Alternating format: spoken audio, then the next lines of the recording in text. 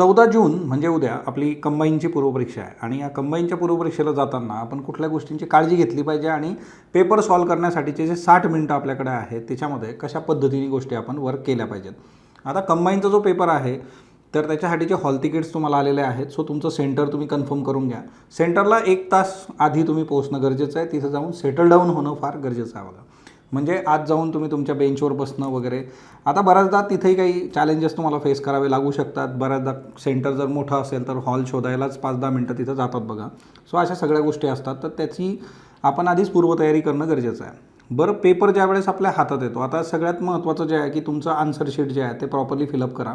Number असेल, centre number असेल, त्याच्यानंतर जे आहे पेपरचा क्रमांक वगैरे सगळ्या गोष्टी. आता हा 60 मिनिट्समध्ये आपल्याला डील करायचं आहे. हे एक मोठं चॅलेंज या पेपरच्या बाबतीत आहे आणि त्यामुळे तुम्ही कुठल्याही प्रश्नावर किती वेळ विचार करताय हे फार मॅटर करतं. आता जर आपण असं समजून गेलेलो आहे की माझं मॅथमॅटिक्स खूप चांगलं आहे आणि मी मॅथ्सपासून सुरुवात करणार आहे आणि जर उद्या मॅथ्स टफ आलं तर मग त्या केसमध्ये आपल्याला तो मोह सोडता आला पाहिजे की मला पटकन दुसऱ्या विषयाकडे जायचं आहे.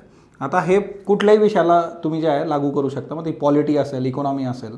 सो असं कुठलंही तुम्ही जे आहे प्रिज्युडाईज ठेवू नका किंवा कुठल्याही ठरवून गेलेल्या गोष्टी त्या तशाच झाल्या पाहिजेत. तर तसं कदाचित पेपरवर ते डिपेंड करतं. आणि दुसरी गोष्ट अशी असते महत्त्वाची की एखादा विषय जो तुम्हाला सोपा वाटतो किंवा तुम्ही खूप त्याच्यासाठी एफर्ट दिले, तो पेपर टफ येऊ शकतो, ते प्रश्न तिथं टफ असू शकतात. सो दुसऱ्या प्रश्नांकडे वळणं फार गरजेचं असतं. एका प्रश्नाला आपण किती वेळ दिला पाहिजे, तर एखादा प्रश्न वाचल्यानंतर आता मोस्ट प्रॉब्ली याच्यामध्ये काय होतं की 1 लायनर्स असतात. आता सगळे काही 1 लायनर नसणार आहे, पण 1 लायनर आहे तर तिथं एक तर तुम्हाला येतं आहे किंवा येत नाही आहे. मग तिथं खूप जास्त वेळ न दळवता तुम्ही पुढच्या प्रश्नाकडे जे आहे गेलं पाहिजे. हे एकदम सिंपल असतं. किंवा तिथं बऱ्याचदा असं होतं की आपण हे वाचलं होतं, आठवत नाही आहे, परत एकदा विचार करतो, परत 2दा वाचतो. प्रश्न एकदा नीट वाचा आणि जर तो कॉन्टेक्स्ट लक्षात येत नसेल तर पटकन पुढच्या प्रश्नांकडे तुम्ही शिफ्ट होणं गरजेचं असतं. म्हणजे कंबाईन ग्रुप बी असेल, सी असेल, हे जे पेपर आहेत या पेपरमधलं हे सगळ्यात बेसिक आहे की तुम्ही खूप जास्त वेळ एका प्रश्नाला देता कामा नये. एखादं गणित सुटत नसेल तर पटकन पुढच्या गणिताकडे तुम्ही जाणं गरजेचं आहे किंवा लॉजिकल रिझनिंगचे प्रश्न आहेत. सो त्या केसमध्ये हे फार मॅटर करतं. आणि प्लस पूर्ण पेपर आपला बघून झाला पाहिजे आणि तो फक्त एकदा नाही तर त्याच्यावर 2दा किंवा 3दा नजर गेली पाहिजे. मग त्याच्याकरता एक स्पीड आपल्याला मेंटेन करणं फार गरजेचं असतं.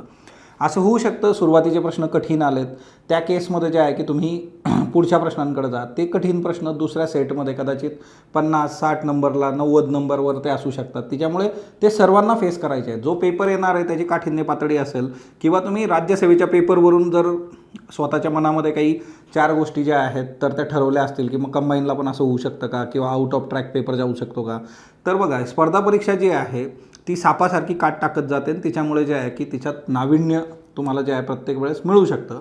सो ते ॲस्पेक्ट लक्षात घेता गोष्टी ज्या आहेत तर ते आपल्याला बघणं अपेक्षित असतं. त्यामुळे जे आहे आपण कुठलंही जे आहे भीती मनात न बाळगता शांतपणे तिथे जाऊन पेपर सोडवणं अपेक्षित आहे. जो पेपर येणार आहे तो सर्वांसाठी असणार आहे, त्याच्यामुळे त्याला तुम्ही पीसफुली जर सामोरं गेलात तर बऱ्याचशा गोष्टी सॉर्ट आऊट होऊ शकतात. पेपर जर उद्या कठीण आला किंवा आउट ऑफ ट्रॅक आला तर तिच्यामध्ये काही बेसिक गोष्टी असतात की ज्या तुम्ही वाचल्यात, त्या तुम्हाला येतात, तुम्ही त्याच्यावर फोकस करणं गरजेचं असतं, न की जे मिसलेनियस आहे त्याच्यावर. सो ह्या गोष्टी नीट लक्षात ठेवा. पेपर झाल्यानंतर तो पेपर नीट बघा. आन्सर शीट जे आहे की आपण सगळे गोल केलेले आहेत की नाही सोडवलेले. आणि असं करू नका की सगळे गोल मी सगळ्यात शेवटी करणार. ते टप्प्याटप्प्याने करत राहा. 10, 15, 20 प्रश्न झाल्यानंतर तुम्ही ते भरलं पाहिजे. नाही तर मग बऱ्याचदा 10-10ची 5-5ची लाईन चुकून जाते बऱ्याचदा, किंवा शेवटी मग वेळच नाही पुरला आणि मग ते सगळाच गोंधळ झाला, असं होता कामा नये.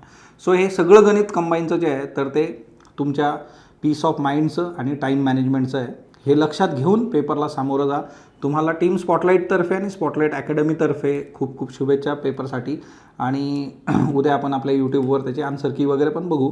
पण सर्वांनी जे आहे खूप पॉझिटिव्ह ॲटिट्यूडनी या पेपरला सामोरं जा. धन्यवाद.